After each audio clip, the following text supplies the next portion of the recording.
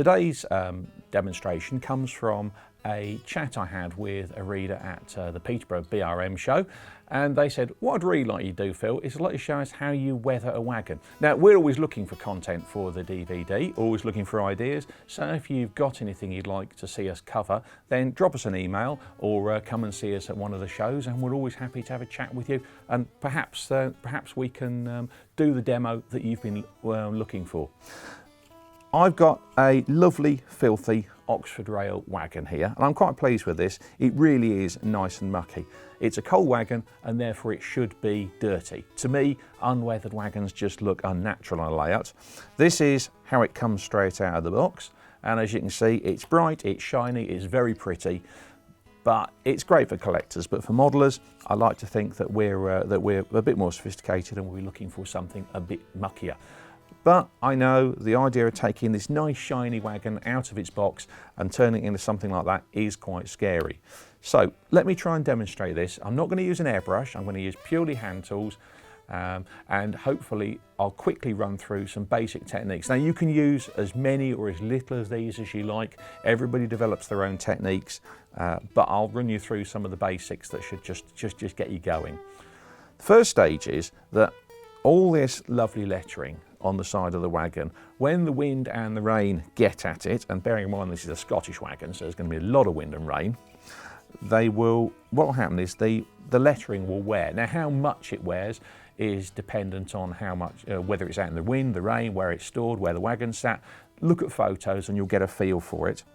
So the simplest way to make the lettering look weathered is to use a fiberglass pencil.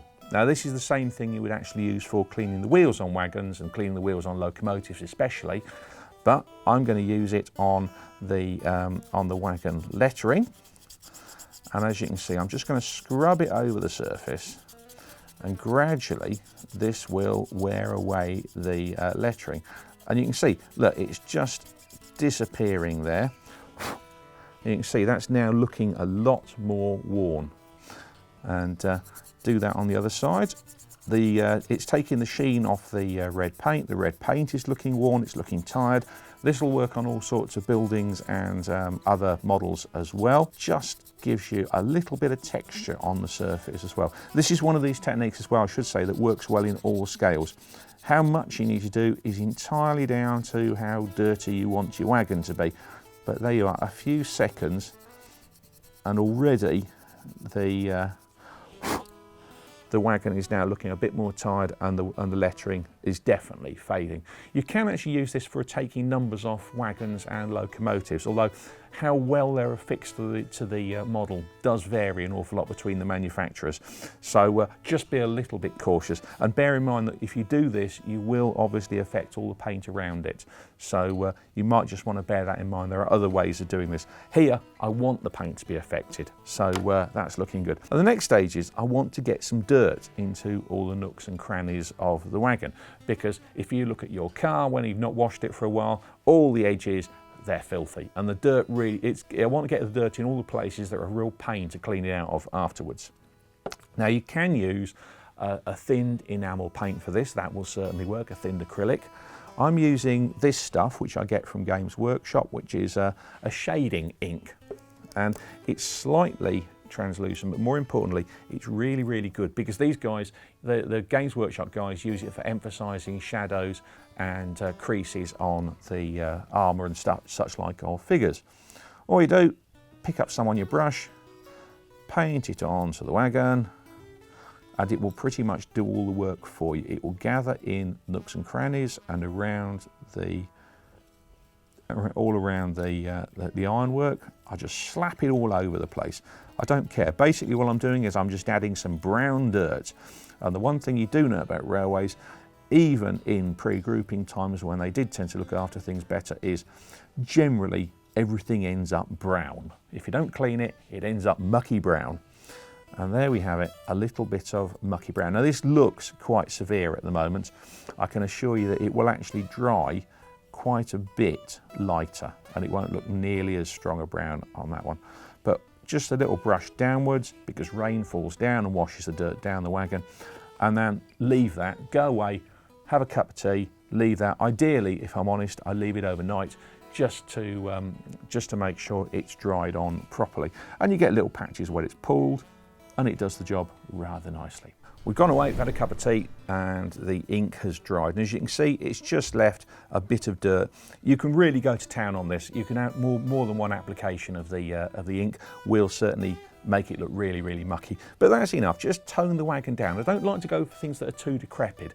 The railway companies genuinely would have taken stuff away and fixed it and repainted it if it was really looking like a mess. So the next stage is to dry brush the wagon. Now, dry brushing is a technique where you pick up some paint on the end of a brush, and I'm using really tired old rust colour here. The stuff, it's gone a bit gloopy. It's got the consistency of Cornish cream that you might put on your scone, and I've just picked a little bit up. I'm going to wipe it off, wipe the worst of it off on this kitchen towel. When it's just about to start coming off, I brush it over all of the ironwork especially. And what happens is the paint is then pulled off the bristles of the brush. A bit more. Paint's pulled off the bristles of the brush. A bit much there. Then it gathers on all the raised rivet detail, all the iron detail, basically anything that sticks up. It's pulled off the brush that way.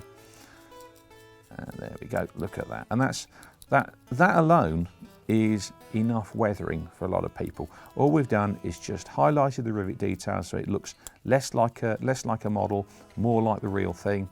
I'm also going to work on these slightly weird white rims that manufacturers seem to like putting onto wagons. Tone those down a bit as well. Once I've worked with the rust colour, I've got some track colour. Again, everything on railways goes brown, so get yourself some track colour because you're going to use it a lot. Pull a bit of pigment out of the bottom of the pot. Pick a little bit up on my brush. Work it off until it's just coming off on the kitchen towel, and then now I'm going to really go to town a bit, up and down over the whole wagon. Because this is the sort of general muck, you need to get it in and under all the brake gear and everything like that. Bit of a fiddly job. Do not use your best brush for this. I'm using an old Humbrol Colorado number 8. It's a big brush. It's got no useful point on it whatsoever, and it's absolutely perfect for this sort of job. Working up and down now because of the effect of the rain on the wagon. And so you can, again, you don't want your dirt flowing left to right. You want your dirt flowing up and down. So just doing that. And how much of this you do is very much up to you. Don't try and do all your wagons the same. Do a bit of variety on there. Look, it's getting into the nooks and crannies a bit there. I think that's probably enough for a lot of people. Certainly for many years, all I did was I just dry brushed wagons and it worked absolutely fine. Everybody said, oh, how good your weathering is. And I used to be surprised because it was so easy. But that little bit of dry brushing there will do the job. Obviously, I will do the ends and the other side as well, but we're sitting here doing this for telly and nobody wants to sit and watch the whole job there. It's a coal wagon. There's a lot to be said for getting some black on there as well. But black will come with the next stage. So I'll just put the paint aside for the moment, trying to keep the studio reasonably clean, and move on to weathering powders. Now, weathering powders are essentially ground up artist pastels. You can grind up your own artist pastels, or you can just buy these things really cheaply in pots. And the reason I tend to do that is because artist pastels often come in lots of different colours. You only really want greys and blacks and browns. And so, neon pink and purple, they're completely useless to us as far as weathering goes. You'll also need a fairly stiff brush for this job. This is going to be very, very messy. Work over newspaper, or at least do not work on the dining table because you will be in trouble. And I tend to work over a plastic pot. And the reason I work over a plastic pot is because this is messy and the powders themselves fall into the plastic pot and I can reuse them because I'm quite stingy like that. I've got two colours here, again from the Humbrol range.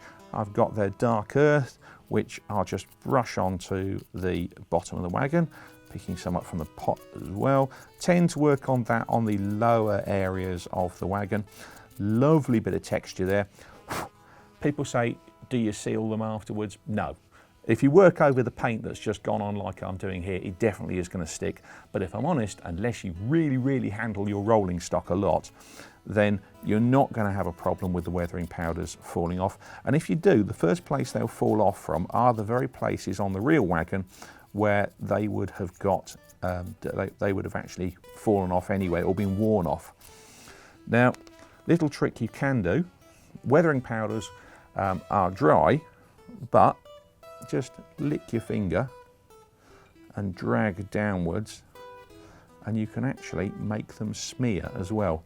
A clever person would use a cotton bud and some water, but to be honest, I find a damp finger often does the job there. And you can see, look, I mean, it's really looking mucky there.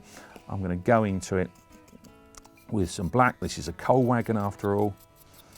And if you do feel you've put too much weathering powder on, again, the wet finger technique, or even better still, a little wet brush or cotton bud will take the worst of the stuff off again. But often you can get away with just keep brushing until you're happy with the results. This is a really mucky wagon, but that's all right because that's often how the wagons were in real life. Wagons generally did not get repainted or cleaned, not like locomotives. Locomotives they looked after. Wagons left them as a bit of a mess. But you can just about see the lettering now coming through the dirt on here, which is a very mucky wagon, but I think about right for very mucky. I might be tempted to put a little bit more muck on the underframe. The underframe obviously gets muckier than the rest of the wagon. And there we have it. So pick and choose your techniques, but I say, don't be afraid of this stuff. At the end of the day, it is only toy trains, and nobody's going to get hurt if you mess up a wagon. There are always ways to put it back. I say the weathering powders will wash off if you really want them to, or at least the worst of them will wash off. And again, that's often a technique that may look like a disaster but comes out looking really fantastic at the end. I know I've done it in the past and I've saved wagons and I've gone, oh, I wish I'd done that. I wish I'd deliberately done that. So lots and lots of options there. All the tools, none of them particularly expensive. No real expensive tools. It's not going to take you a lot of time, but practice is the key. A little bit of practice, cheap wagons, you'll be fine. I hope that helps you. And I say, always don't forget, if you've got other ideas you'd like to see us do on DVD or in the magazine, drop us an email or talk to us at shows.